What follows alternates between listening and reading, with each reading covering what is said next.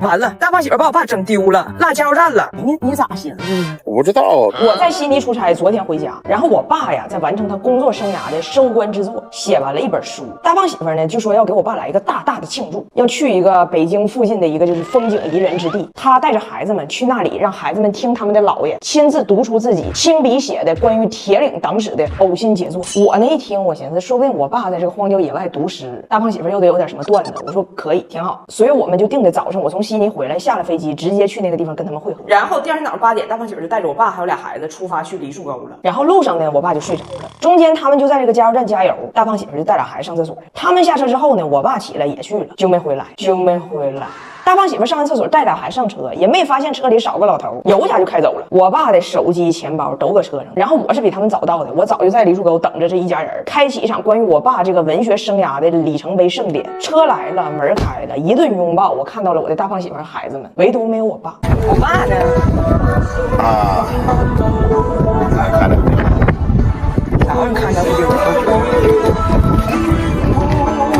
大胖媳妇辩解呢，她说你爸他上车就睡着了，没声。我从加油站厕所出来，我要开走的时候，我还问俩孩子，我说每个人都在吗？翟奥达和张大铁都说我在，那你爸也没说他不在呀，我们就又开车回去接我爸。到了加油站，老头坐那儿一个点了，4个人让他加过92号满箱。虽然司机不咋地，但是最近我们在试用的这个车不错，这是新款格瑞维亚 MPV， 开着4驱走弯路，大胖媳妇都很酷。一汽丰田大厂品质，无需充电，没有焦虑，说走就走，空间大又舒服，安全感满满，太适合我们这人多的大家庭出游了。见着我爸哈，我都很少见着这个知识分子这么生气。我就在这等着你们，哪找不着，这边也没有，那边也没有。没问题，没问题。没事。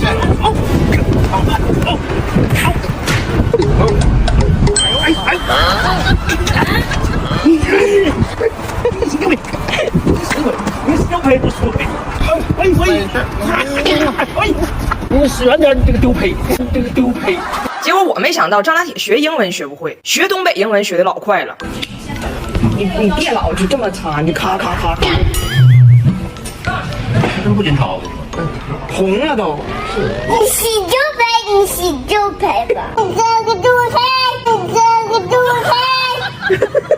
哎，你们知道外国人跨年的时候有个亲吻习俗，就是12月31号的晚上，在跨年的钟声响起的那一秒，要在烟花下亲吻你身边的人，不管是谁，就是抓离你最近的那个人。在他们的文化里，就这个事儿他必须得做，可能就是寓意上是预示着新年的好运呢之类的，具体的我也不知道。然后今年呢，12月31号的晚上，我正好在一个剧组拍戏，我答应了大胖媳妇11点半我应该能到家，但是剧组呢他一直有延误，就没有准时收工。到11点45了，我就给大胖媳妇打电话，我说咱俩今年跨年没戏了。大胖媳妇说那我的一吻跨年呢？我烟花都准备好了，年年都有这个仪式，你今年也必须履行。我说一吻跨年肯定没戏了，我就是现在离开，我回家也赶不上跨年了。他就非常不高兴，但这玩意儿有讲究，他又不能放弃。于是在我的手机监控录像里，我就看到这个男人从11点50分开始坐立不安，仿佛一个走上绝路的猛兽在倒计时中寻找他的猎物。我才明白，绝望中的人与兽都是饥不择食的。他可有心眼了，为了不打草惊蛇，他11点55开始坐下跟我爸瞎聊天。为了让敌人卸掉防备，他搬起自己脚丫子给我爸看，问我爸为什么我的灰指甲开始歪着长了？我爸还低头仔细给他看呢，说你这灰指甲就是今年下半年开始有点往北长了。已经见好了。他利用着我爸对他灰指甲的关切，11点59分59秒，把老丈人一吻跨年，一吻跨年。喂，我要离得远点。好，喂，好。哎呀，这是为什么？亲完之后发现忘记了烟火，于是他点起了烟火，在绚烂的烟火中把老头又亲了。我俩好。这跨年我在剧组里还挺开心，因为毕竟有我爸替我负重前行。我在剧组里还收到一些跨年礼物，其中这个汤臣倍健小金罐蛋白粉心形礼盒特别好，里边都是便携装，平时出门很方便，一天一条，4重蛋白配方，长时间补充蛋白质，很适合我这种没时间补充营养的妈妈。还附有祝福彩条，聚会带上很体面。半夜2点多，我终于回家了，一开灯，大胖媳妇瞪俩大眼珠子在那等我呢，生气了。我说生啥气？我爸也让你亲了。他说我亲完你爸，我又仔细查了一下，跨年一吻，你吻的是谁，就寓意着新的一年你和这个人有更亲密的关系和更进一步的发展。而我和你爸再亲密下去，对谁都不好。然后他这次真生气了，咬准我没有履行诺言。元旦那天早上手找行李要走，我看这一个大行李箱一个大书包，这是完全是要回娘家的架势，就要走。哎呀妈，那出让他给你整的，你以为他要回加拿大呢？我都害怕了。结果一问，人家要回铁岭找我奶，他说他都打好招呼了。今天早上给我奶打的电话，说彩玲欺负他，我奶亲口跟他说的，说大胖小你回奶家，奶给你做主。社会替人，娜娜要保护我，还甩给了我一句狠话。要不是我的新车被上缴了，我现在都不用在这等车跟你废话，我早已扬长而去，甩你一身悔恨。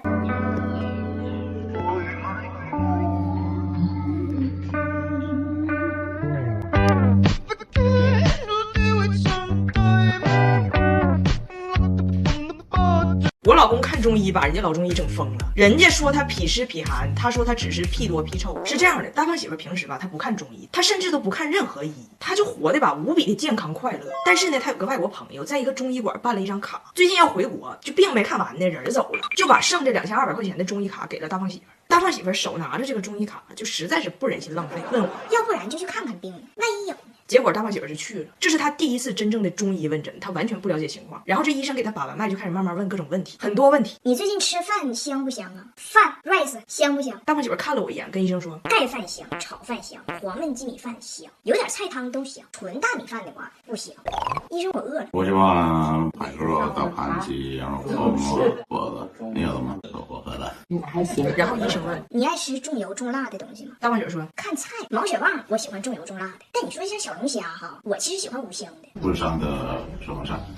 好吃。真香。然后问了众多问题之后，医生说：你呀，应该是痞湿痞寒。大胖媳妇看着医生，尴尬地说：我只是屁多屁臭，我极少遇到屁湿的情况。他那个痞湿非常严重。我就是脾肚脾超，脾肚脾超。然后医生就觉得他有点毛病，然后大胖媳妇也觉得医生有点毛病。都聊到这儿了，大胖媳妇问我：这医生也太唠嗑了，唠20分钟了，啥问题都问，他咋还不看病？我才明白，这个中医问诊时候讲究这个望闻问切，就是问很多问题来了解你的身体情况，而不是像西医是靠测血呀、排片。这些大胖媳妇她完全不知道，她以为看病一直都没有开始，只是遇到了一个很义的医生，在看病之前想跟他先交个朋友。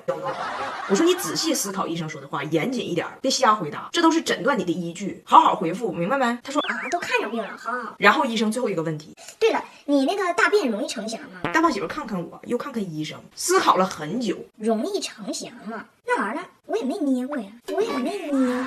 然后医生给他开了一次针灸，原来他对针灸也是有一些误解的，他以为针灸扎进去就完事儿了，但是那医生每隔一小会儿就会过来转一转他的针，这是人家的手法。但大胖媳妇以为这个医生他就是多动症，没事就过来鼓捣一下这个针，人家医生搁那拧针呢，他告医生别玩，别玩啊！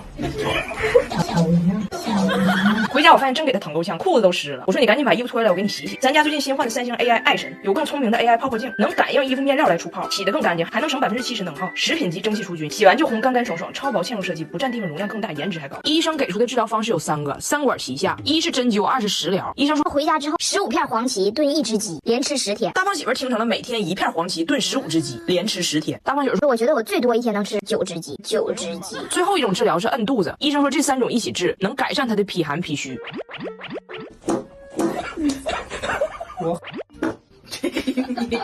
我控制不了，脾多脾臭，我意思。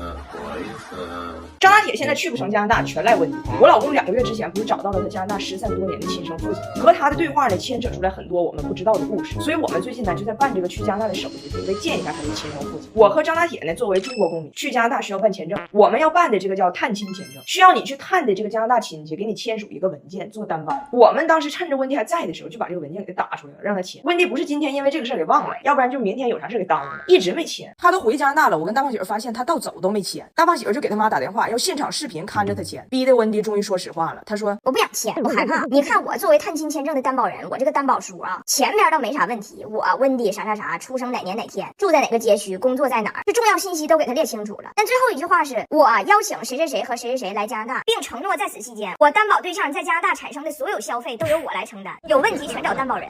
I don't feel comfortable to 担保你和张大铁在加拿大的所有开销。你们花钱大手大脚的，万一来加拿大你一咬牙买个房，你走了，我在这给你还房贷，你一咬牙全咬我身上了。我同事就给人担保过出过事儿。我说温迪，你讲讲良心，你来中国探亲前我可给你签过字儿。温迪说对呀，但你也真承担我所有开销了呀。